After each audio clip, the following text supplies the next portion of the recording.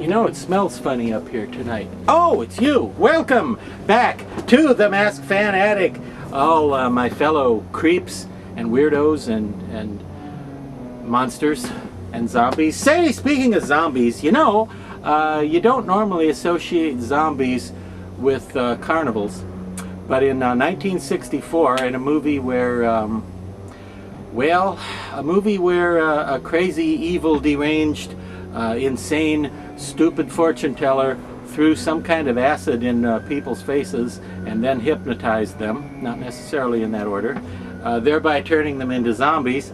There were zombies attacking a carnival. Now in the movie, there were supposed to be 15 or 20 zombies, like a big army of zombies running around killing people at the carnival. But the guy who made the masks was a guy named Tom Sherman, who by all accounts was a wonderful guy. I know he was a friend of Bob Burns, and he was one of the co-creators of the famous Major Mars comedy short subject project. But Tom Sherman only had time to make 3 masks. So what they did in this particular movie is put masks on different people, like with different shirts.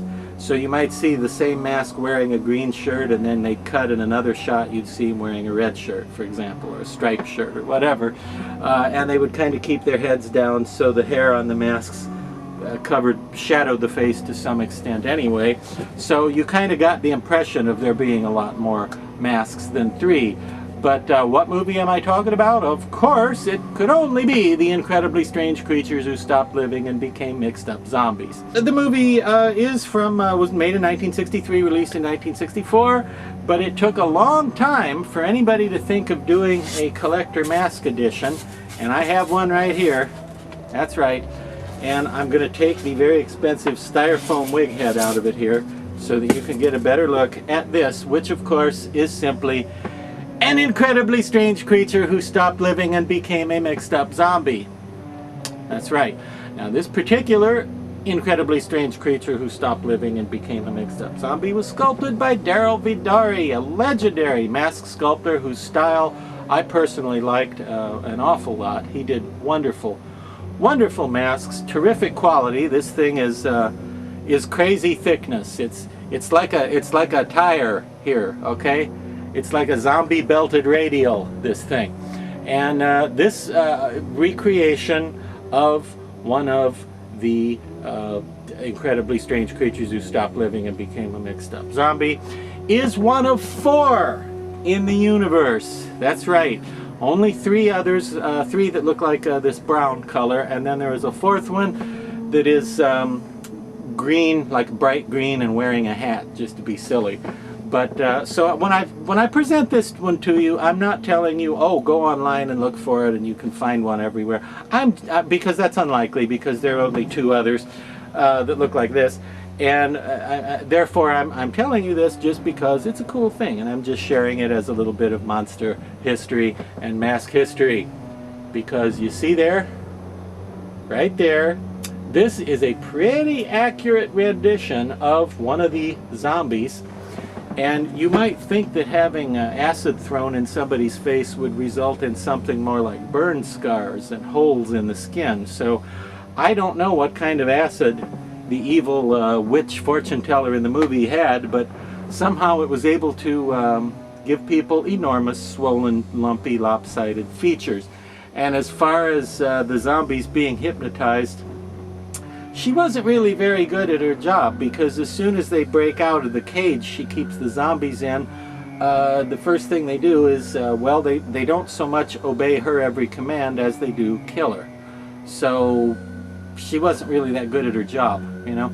But an insane, crazy movie with a lot of interesting trivia behind it, and photographed by some guys who became some of the most popular and famous and legendary directors of photography in Hollywood.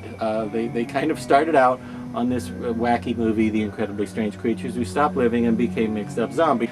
Now, Darryl Vidari of VXX-FX is no longer making masks, which makes all the zombies sad. See how sad it makes the zombies. All the monsters are sad about that. But while he was doing it, he was making some wonderful stuff, and this is one of those crazy things that probably nobody else would have made. And I know it's not the height of realism, but when you see the movie and you see a still, or you see a still of this thing, you're going to say, yeah, that really looks exactly like the one from the movie. So it's pretty impressive. So it certainly has a home in the Dr. Lady collection.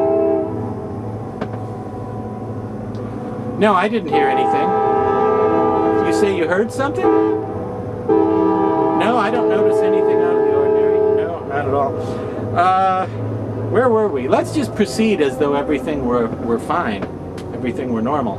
Because things are always so normal here in the attic. But it is an attic, isn't it? Yeah, that's what it is. The Mixed Up Zombie might be a more sensible name for him. But if you want one, you might have to sculpt one of your own or commission another artist to sculpt one, because you probably won't find an actual VXX Daryl Vidari one. One of the last masks he created before he stopped making masks. And well, I'm lucky to have one because it's a cool thing. And the wig is pretty close to the wigs they used in the film. And again, when they go jumping out in the movie, they're kind of like, you know, hunched over, and they're shadowed, and you don't get a good look at which face is which. So, wow, this is enough to give you nightmares. Until next time, I hope you don't have to think about what it looks like when somebody gets acid thrown in their face. I hope your life doesn't involve anything like that at all, but I hope it does involve monsters and Halloweenature.